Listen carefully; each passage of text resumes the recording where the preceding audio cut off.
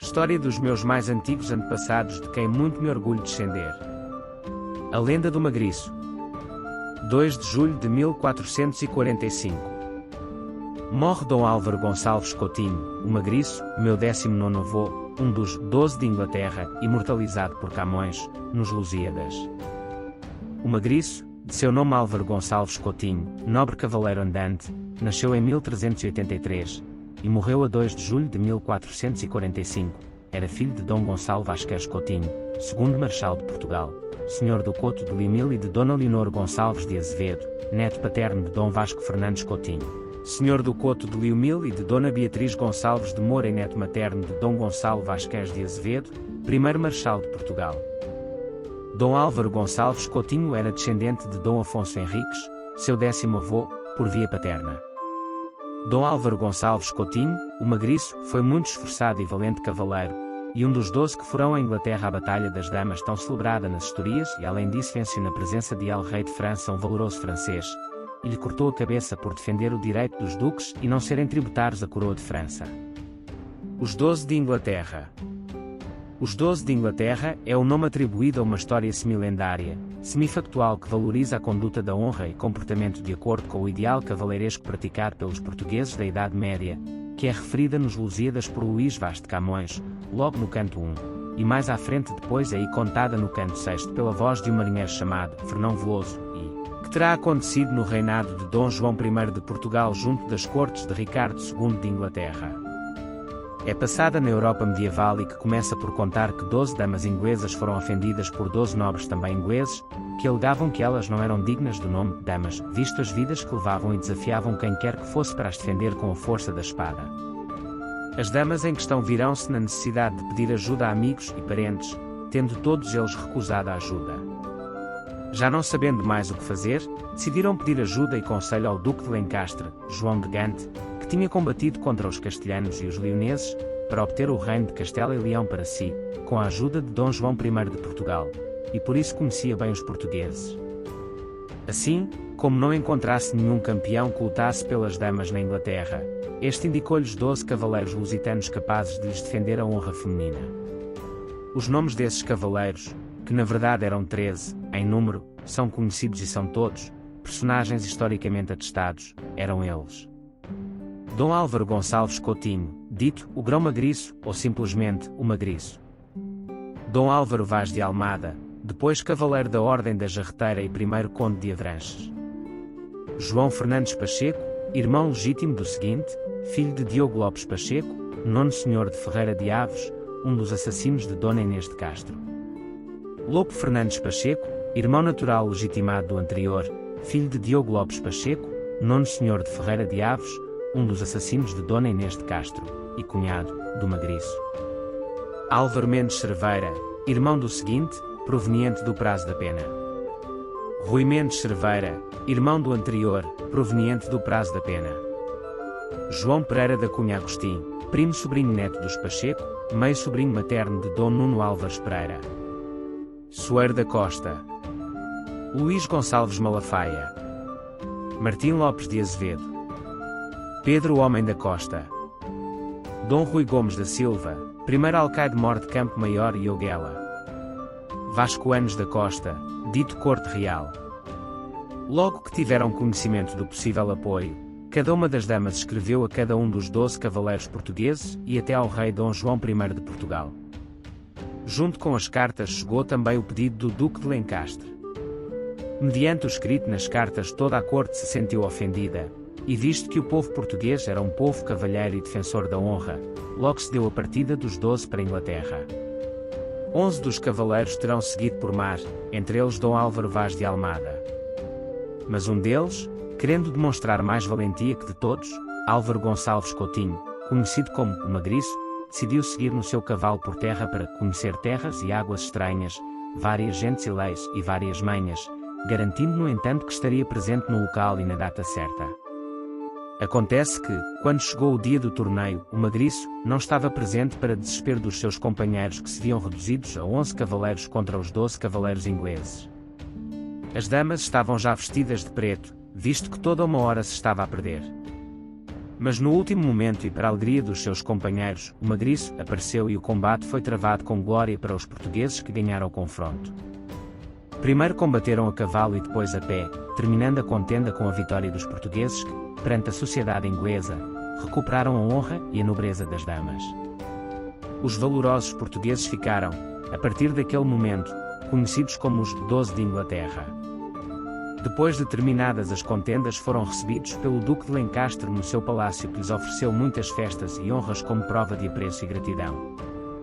A base histórica para tal narrativa está, possivelmente, no facto de diversos dentre esses cavaleiros terem, na juventude, peregrinado como cavaleiros andantes pela Europa, lutando em diversos conflitos, nomeadamente, alguns ao lado de Dom Pedro, Duque de Coimbra, o das 7 partidas, e depois com seu filho mais velho e homónimo.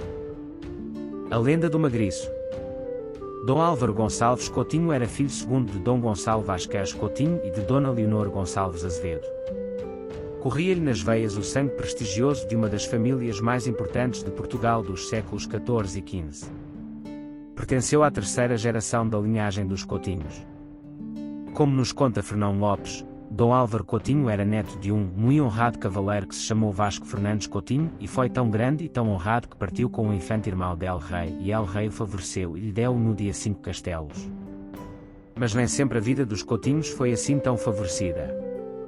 Dom Vasco Fernandes Coutinho não viveu tempos fáceis até ao início das guerras fernandinas, pois era um filho secundogênito e por isso não teve acesso à herança de seu pai, Dom Fernão Martins da Fonseca. Mas foram as ligações de seu pai e seu tio à corte, principalmente à figura de Dom Pedro I, então ainda infante, que lhe permitiu estar ao serviço real, como escudeiro cerca do ano de 1360. No Paço Real conseguiu contrair um matrimónio que estrategicamente lhe permitiu ascender socialmente, mas foi a sua enérgica capacidade militar que lhe permitiu vingar na corte do rei. Inicialmente, por razões matrimoniais, Dom Vasco Fernandes Coutinho deslocou-se da Beira para o Alentejo, mas regressaria à Beira por razões militares. Entre 1361 e 1365 nasceu, em Penedono, o seu primogênito, Dom Gonçalo Vasquez Coutinho, que viria a ser progenitor do Magriço. Apoiante do rei Dom Fernando I, Dom Vasco Fernandes Coutinho havia conseguido reunir e acumular um interessante património fundiário na Beira, a que somou os direitos e as prerrogativas concedidas. Contudo, não conseguiu consolidar a posição social da linhagem, algo que faria o seu filho. Dom Gonçalo Vasquez Coutinho sucedeu, em de 1383 a 1384, a seu pai na chefia da linhagem, mas continuou a beneficiar da importante posição matriarcal que sua mãe, Dona Beatriz Gonçalves Moura, revelou possuir como conscienciosa conselheira familiar. O cronista Gomes Ianos de Zurara quis mesmo que soubéssemos que em 1418, data do falecimento de Dona Beatriz, as exéquias foram ao nível de um acontecimento de Estado. Dom Gonçalo Vasquez Coutinho cresceu e recebeu uma forte instrução militar, e a sua infância e juventude coincidiram com momentos de grande conturbação do reino, caracterizadas pelas guerras fernandinas e pela indecisão do futuro do reino. O seu desempenho militar valeu-lhe as nomeações como alcaide de importantes castelos e vilas fortificadas, como a importante alcaidaria de Trancoso. Aliás, foi ao serviço do rei de Portugal que Dom Gonçalo Coutinho comandou as tropas portuguesas à vitória, na manhã de 29 de maio de 1385, na famosa Batalha de Trancoso. Aos frutos do seu excepcional desempenho militar, que o levou a ser nomeado Marechal do Reino e Fronteiro, associou o seu matrimónio com Dona Leonor Gonçalves Azevedo, filha do primeiro Marechal do Reino, Dom Gonçalo Vasquez de Azevedo. Dos 4 filhos do seu primeiro casamento, teve 2 que se tornaram afamados, Dom Vasco Gonçalves Coutinho, que viria a tornar-se no primeiro Conde de Marialva, meu 21º avô, e Dom Álvaro Gonçalves Coutinho, o Magriço. Dom Álvaro terá nascido, com grande probabilidade nos últimos 15 anos do século XIV. A sua alcunha, ainda que fosse muito comum no século XV, parece mostrar que Dom Álvaro Coutinho seria muito conhecido no seu meio pelo seu retrato físico magro, franzino. Algumas fontes literárias chegam mesmo a apresentá-lo como possuidor de uma certa hipertricose, o que justificaria alguma vergonha da sua parte. Dom Álvaro Gonçalves Coutinho, o Magriço, recebeu a melhor instrução e educação que poderia ser ministrada a um jovem nobre no século XIV. Foi educado para servir e ser completamente obediente ao rei e ao seu pai, mas o jovem também aprendeu o ofício do pai, tal como ordenavam os preceitos bíblicos, da mesma forma que Jesus Cristo aprendeu o ofício de seu pai. A educação dividia-se entre a instrução militar e a educação da fé, e certamente não foram descuradas. Dom Álvaro nasceu e cresceu num espaço senhorial, onde se respirava uma forte atmosfera militar. Os pilares da instrução eram basicamente a equitação, a caça e o manejamento de armas. Por volta dos 15 a 17 anos ocorria a chegada à corte, ainda que os filhos da fidalguia de sangue mais ilustre pudessem frequentar a corte desde tenra idade. Após a retificação do Acordo de Paz entre Portugal e Castela em 1401, Dom João I, rei de Portugal, reformou a corte e casa real nos anos seguintes. Nesse momento, Dom Gonçalo Vasquez Coutinho cuidou ser a melhor ocasião para aí colocar os seus filhos mais velhos, Vasco e Álvaro, com vista a conseguir-lhes boas alianças matrimoniais. Assim, Dom Álvaro Gonçalves Coutinho passou a integrar a elite de cavaleiros do rei, morador no Paço Real, figurando entre os 20 grandes que iam de andar continuadamente, conforme constava da chancelaria do rei. Todavia, a almejada convivência e morada na corte de Dom João I não foi, ao que parece, nem muito vantajosa, nem pacífica. De acordo com o nobiliário das famílias de Portugal de Dom António de Lima Pereira, Dom Álvaro viveu um amor proibido, enamorando-se por uma donzela, Dona Isabel de Castro, filha de Dom Pedro Castro, primeiro senhor do Cadaval, segundo conde de Arraiolos, meu 20º avô. Ao que parece, a família Castro não foi a favor da convivência entre Isabel e Álvaro, opondo-se veementemente à possibilidade de um matrimónio. Por razões ignoradas, a isto também foi contra o próprio rei. Dom Álvaro Coutinho não respeitou a oposição da família, nem do rei, segundo o nobiliário, terá mesmo violentado a donzela, forçando-a depois a casar. Como o rei fora contrário a tudo isto, Dom Álvaro Gonçalves caíra em desgraça perante Dom João I, que mandou Dona Isabel entrar em vida claustral, no mosteiro de Santa Clara de Lisboa. O magriço, contrariando a vontade do seu rei e a oposição dos Castro, cavalgou para Lisboa, rumo ao mosteiro onde professava Dona Isabel de Castro, onde a veio tomar com mandar dizer para o el rei como lhe tinha prometido, e ele levou por mar, cuidando el rei que a levava por terra. Caída em desgraça régia, Dom Álvaro Coutinho procurou reabilitar a sua posição perante a sua família e o seu rei, espiando seus males e desaires por terras estrangeiras.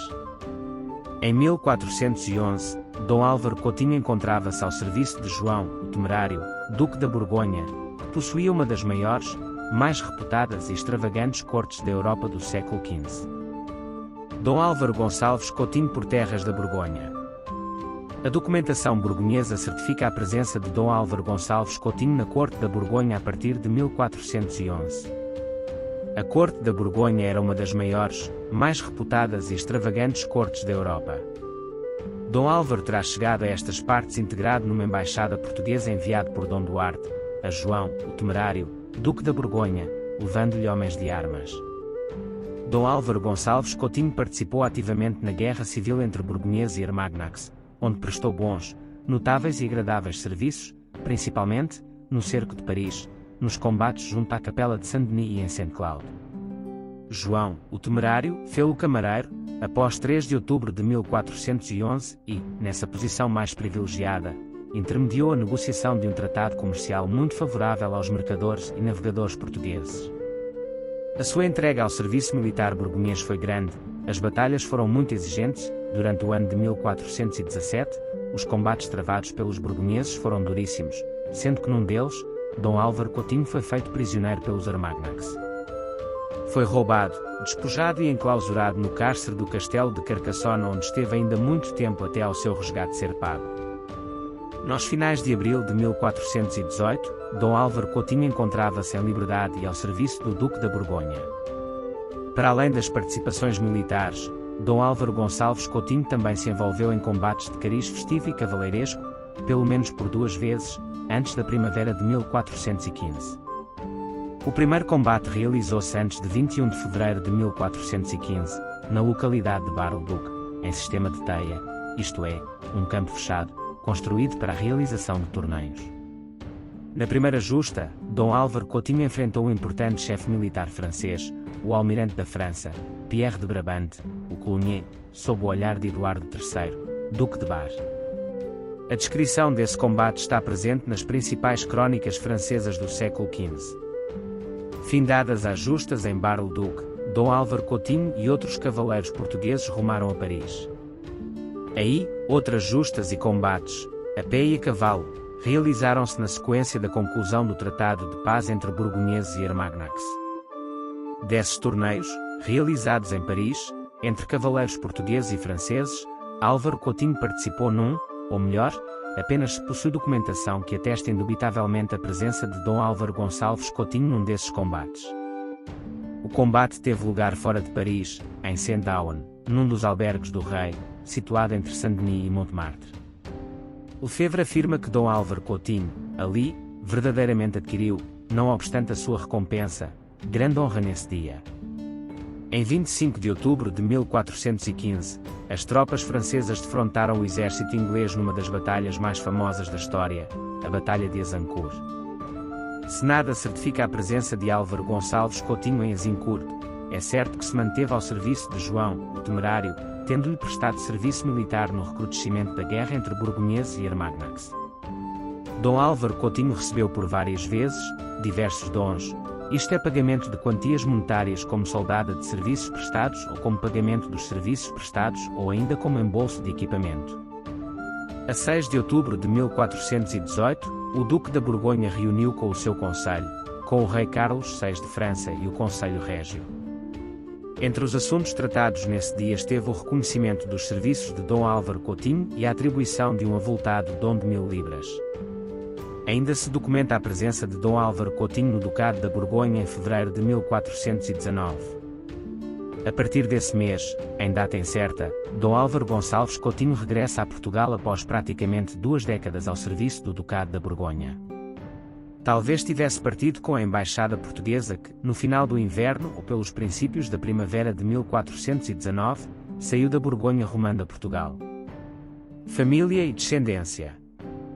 Dizem as crónicas que Dom Álvaro Gonçalves Coutinho foi casado com Dona Isabel de Castro, minha 19ª avó, filha de Dom Pedro de Castro, primeiro senhor do Cadaval e segundo conde Arraiolos, e de Dona Leonor Telo de Menezes. Tiveram os seguintes filhos. Dom Pedro Vaz de Moura Coutinho casou com Dona Brites da Fonseca. Dom Gonçalo Álvares Magriço casou com Dona Olaia Figueiroa. Dom Álvaro de Moura Coutinho casou com Dona Genebra Afonso, meus 18º avós.